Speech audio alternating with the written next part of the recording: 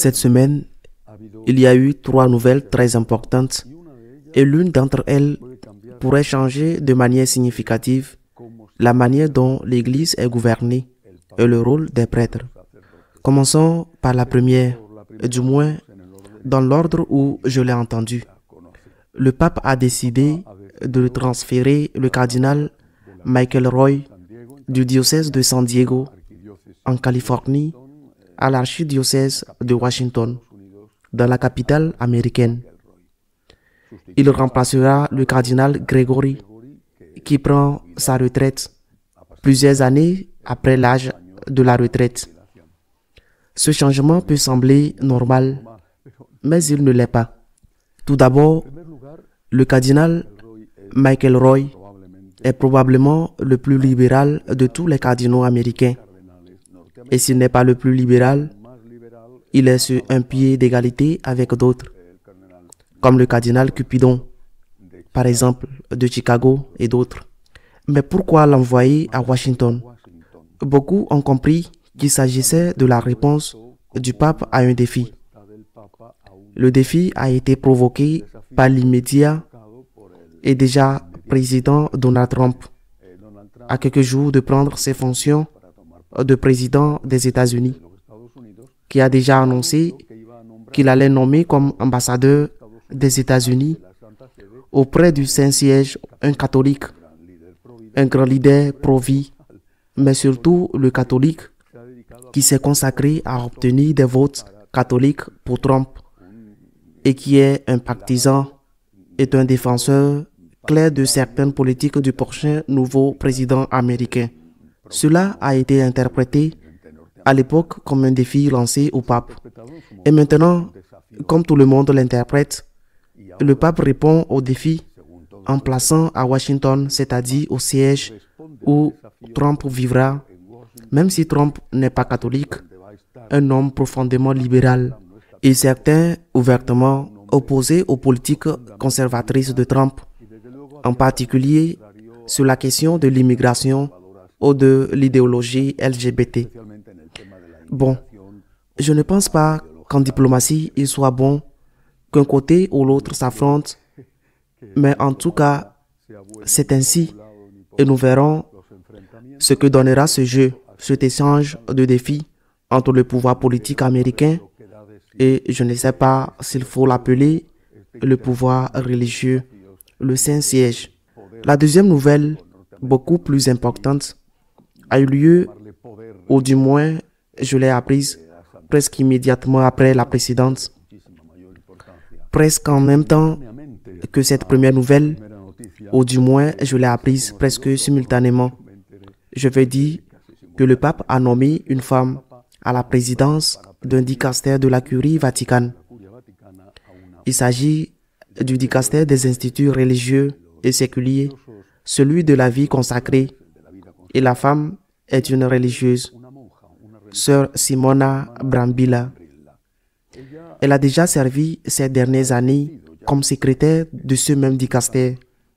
Et il faut dire qu'elle l'a fait admirablement, qu'il n'y a aucune critique à son égard et qu'en plus d'être amplement préparée, non seulement pour la fonction qu'elle a occupée, comme elle l'a démontré, mais aussi pour celle qu'elle va occuper, puisqu'elle a été supérieure générale des religieuses de la Consolata.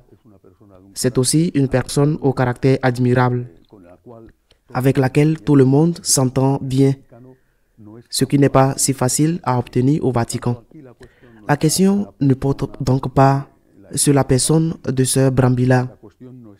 La question n'est pas de savoir si une femme peut ou non occuper un poste élevé dans l'Église. La question débattue est de savoir si cela affecte ou non le menus, la capacité et la mission de gouverner liée à la prêtrise. Selon la théologie catholique, reconnue comme telle dans le catéchisme, le prêtre, par le fait d'être prêtre, a 3 services, appelés en théologie menus, les munera, les services qu'il doit accomplir. Le premier service est celui de sanctifier. Il va le faire par la célébration des sacrements.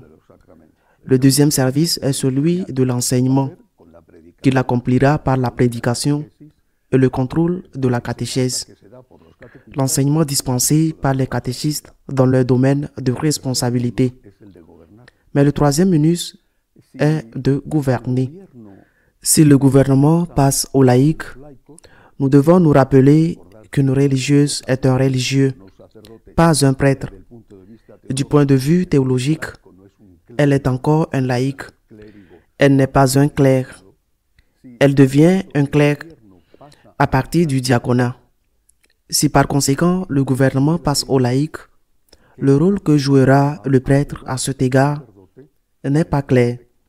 Depuis des années, on discute pour savoir si ce gouvernement, comme le ministre d'enseignement ou le ministre de sanctification, est encore lié au sacrement de l'ordination sacerdotale, ou s'il dépend exclusivement d'un mandat du pape.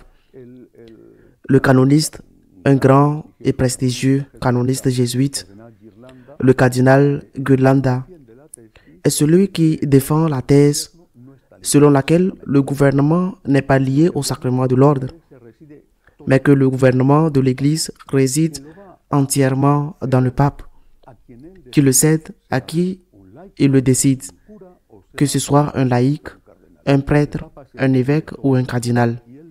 Le pape est celui qui a tout, le pouvoir et il délègue. Et il peut le déléguer à un laïc comme à un prêtre. Le prêtre n'aurait plus le pouvoir de gouverner et peut-être même plus le pouvoir d'enseigner. La mission de gouverner, la mission d'enseigner, mais ce serait le pape qui déciderait, vous prêtres, allez gouverner cette paroisse, ou vous laïcs, la femme laïque, allez gouverner cette paroisse.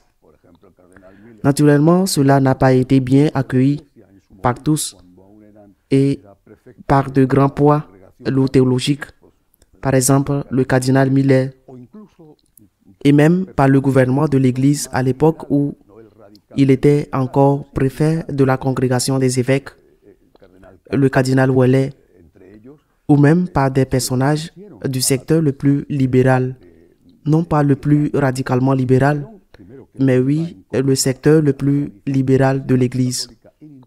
Le cardinal Ouellet, le cardinal le plus libéral de l'Église. Le secteur le plus libéral de l'Église, dont le cardinal Casper, s'est opposé à la thèse de Ghirlanda en disant d'abord qu'elle allait à l'encontre de la tradition et de l'enseignement catholique ininterrompu depuis 2000 ans, y compris le catéchisme, et c'est Gaspard qui a ajouté qu'elle ne servirait qu'à accroître la division dans l'Église. Il reste donc à voir la portée de cette nomination. Personne n'a la moindre difficulté, la moindre critique à l'égard de sœur Simone. Personne. C'est une personne excellente et bien préparée. Mais est-ce que cela signifie que désormais les laïcs pourront gouverner l'Église parce que le pape a tous les pouvoirs? Casper dit que c'est extrêmement dangereux et que cela donnerait un pouvoir encore plus absolu au pape. Est-ce que cela va signifier que, par exemple, les paroisses pourraient être gouvernées par des femmes et que les prêtres devraient se limiter à célébrer le sacrement sans même pouvoir dire l'homélie? Cela engendrerait évidemment une crise très profonde au sein du clergé, avec des conséquences dévastatrices. Mais c'est une possibilité. Il y en a une autre. Et l'autre possibilité que j'ai lue dans un article très intéressant publié dans le magazine conservateur Pilar et Condones, l'auteur de l'article suggère que c'est peut-être exactement le contraire. Nous savons tous qu'il y a une demande croissante de la part de personnes importantes dans l'Église, d'évêques, de cardinaux, pour que les femmes soient incluses dans les ordres sacerdotaux, en commençant par le diaconat et en passant ensuite aux autres ordres. Il pourrait s'agir d'une sorte de satisfaction de quelque chose pour satisfaire ses demandes en disant non au diaconat et à la prêtrise, mais oui au gouvernement. Mais en même temps, en se tenant à l'écart de ce gouvernement qui est confié à la femme, sœur Brambilla, dans ce cas, en se tenant à l'écart de ce gouvernement qui pourrait être en concurrence, qui pourrait être lié au sacrement de l'ordre. Et cet article américain dit que cela peut être compris de cette manière parce que le pape, en même temps que la nomination de sœur Brambilla comme préfet du dicaster, ou plutôt président du dicaster, a nommé un cardinal, un homme, le cardinal Ángel Fernandez, comme pro-préfet, pro-président. Il a été supérieur général des Salésiens, qui est peut-être la congrégation la plus importante de l'Église aujourd'hui, même si elle n'est pas encore la plus grande. Mais c'est une congrégation extraordinaire. Et il a dirigé cette congrégation avec succès jusqu'à ce que le pape l'appelle au cardinalat. Il l'a apparemment placé en deuxième position. Et ce chroniqueur américain a déclaré, est-il le deuxième? Ou bien les deux vont-ils gouverner et la sœur va gouverner dans les domaines qui ne sont pas directement liés au sacrement de l'ordre et le maître?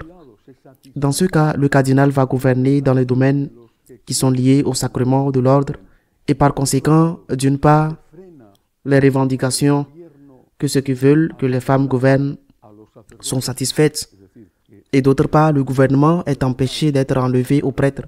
C'est-à-dire que le monde sacerdotal du gouvernement disparaît. Je crois que la question est tellement nouvelle qu'il faudra voir à l'avenir comment ce gouvernement à Dieu tête au sein du dicaster pour les religieux sera réalisé.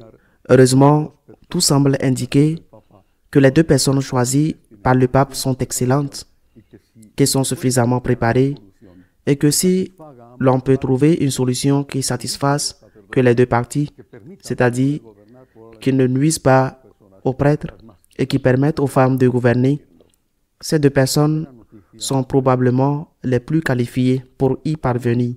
Troisième nouvelle de la semaine, un évêque, en l'occurrence l'évêque de Toulon en France, Monseigneur Rey, a été prié de démissionner. Il n'a pas été démis de ses fonctions, mais on lui a demandé de démissionner. Monseigneur Rey avait déjà fait l'objet de 2 visites canoniques dans son diocèse et le pape avait nommé un évêque coadjuteur avec commandement, c'est-à-dire avec le pouvoir de gouverner dans des domaines très importants. Monseigneur Rey est conservateur. Il appartient à la communauté de l'Emmanuel et les effectifs sont là. Il avait conduit son diocèse à occuper l'une des premières places en matière d'activité pastorale, de réussite pastorale en France. Il a dit qu'il acceptait par obéissance ce que le pape lui demandait, cela en premier lieu, mais qu'il n'y avait rien contre lui, c'est-à-dire qu'il n'y a pas de charge, qu'il n'y a pas d'accusation et il n'y a pas eu de procès. Et c'est là que se pose la question que beaucoup, d'un point de vue théologique, soulèvent également. Quel est le rôle d'un évêque dans l'Église? Est-il le successeur des apôtres à la tête de son diocèse ou est-il un haut fonctionnaire qu'un autre haut fonctionnaire que lui, en l'occurrence le pape, peut démettre de ses fonctions?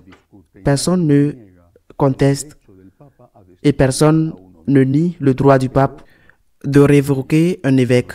Mais lorsqu'il y a des raisons sérieuses et qu'il y a un procès, lorsque cela existe, le pape a le droit et le devoir de révoquer un évêque. Cela ne va pas plus loin. L'autre chose, je viens au propos de la thèse Ghirlanda et du cardinal Casper. L'autre chose peut donner lieu à un pouvoir absolu excessif du pape. En tout cas, ce fut une semaine intéressante. Mais n'oublions pas que nous sommes dans l'année de l'espérance et que le Christ est notre espérance. En lui, nous avons une confiance absolue. À la semaine prochaine, si Dieu le veut.